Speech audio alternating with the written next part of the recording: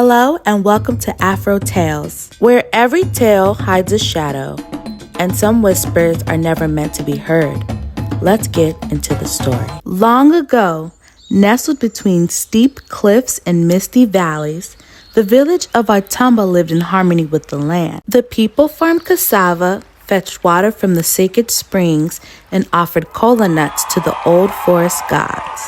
Life moved slowly, and the villagers knew every face, until one strange day during Hamatan, a figure appeared out of the morning fog. He was dressed in rags stitched with vines.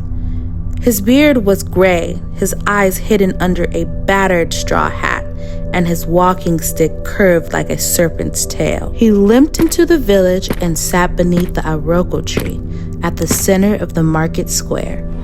They called him Papa Jaja. He never asked for much, just a calabash of gari or a place to rest. Yet something about him unsettled the villagers. Chickens clucked nervously around him. Babies cried in their mother's arms. And the old dog at the blacksmith's hut howled each time he passed. Children whispered that his shadow moved before him. Among the suspicious villagers was one kind soul, Amaka, daughter of a Kwankwo, the palm wine tapper. She was known for her laughter, which rang through the market like wind chimes.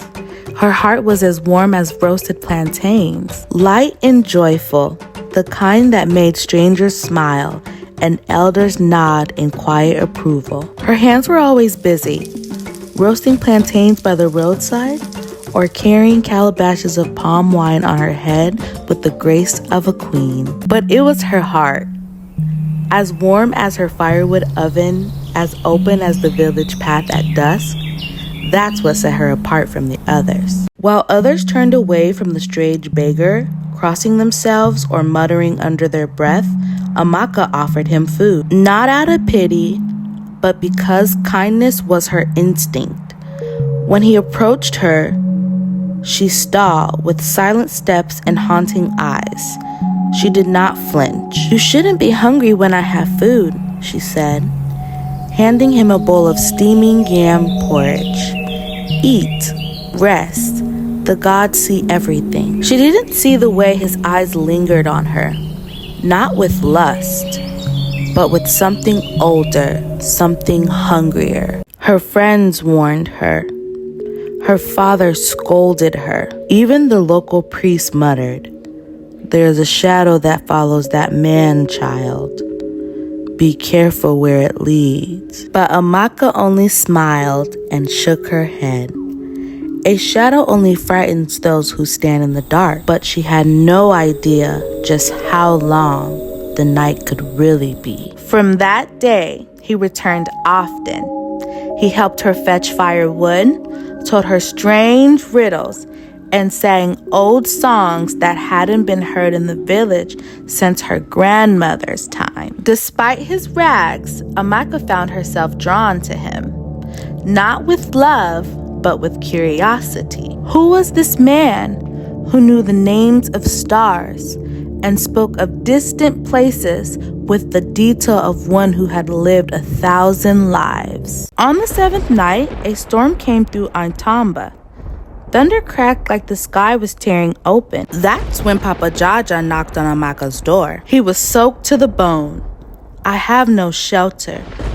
Will you share your fire tonight?" Amaka hesitated, but her heart answered before her head, and she let him in. They sat in silence before the fire, the crackle of the flames the only sound between them. He said little, only stared into the flames, eyes reflecting more than firelight. She offered him a blanket. He declined with a slow shake of the head. "You can sleep here," she whispered, curling on her mat. "I trust you." When she woke at dawn, the fire was nothing but cold ash, and the man was gone. No footprints, no open door, no sound of his departure. But in its place was a golden coin, etched with symbols that moved when you looked too long. She took it to her father, Okwankwo, a man of many stories and hidden fears.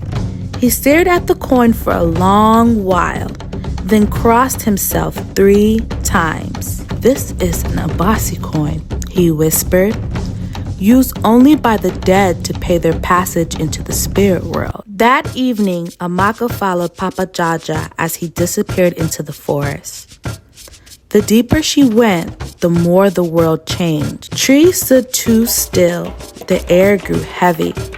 At the edge of the Obudu Hills, where no villager dared to go, the trees parted. And there it stood, a palace, black as night, towering into the mist. No birds sang near it. No wind stirred its tall banners. Amaka crept close, heart pounding. She saw Papa Jaja on a raised platform, now wearing a robe made of shadows. His rags were gone. Around him stood dozens of women, frozen like statues, their eyes wide and glassy, their lips stretched into unnatural smiles. Amaka gasped. Papa Jaja turned around. "You came," he said. "You're brave." She stepped back, trembling. "This is my true face," he said. "I was once human. Now I am cursed. Every 15 years, I must find a bride, one who loves me without knowing my wealth or power." He stretched out his hand. "Be my bride, Amaka. Break the curse." She shook her head slowly. This is not love. This is a trap." His eyes darkened. "You disappoint me." The ground opened beneath her. The villagers never seen or heard from Amaka again. But her father swore that every morning after that storm, he heard her voice in the hills, soft and sorrowful, whispering, "I said no. I said no." And every year, a new girl would go missing near Obudu Hills, always kind, always generous.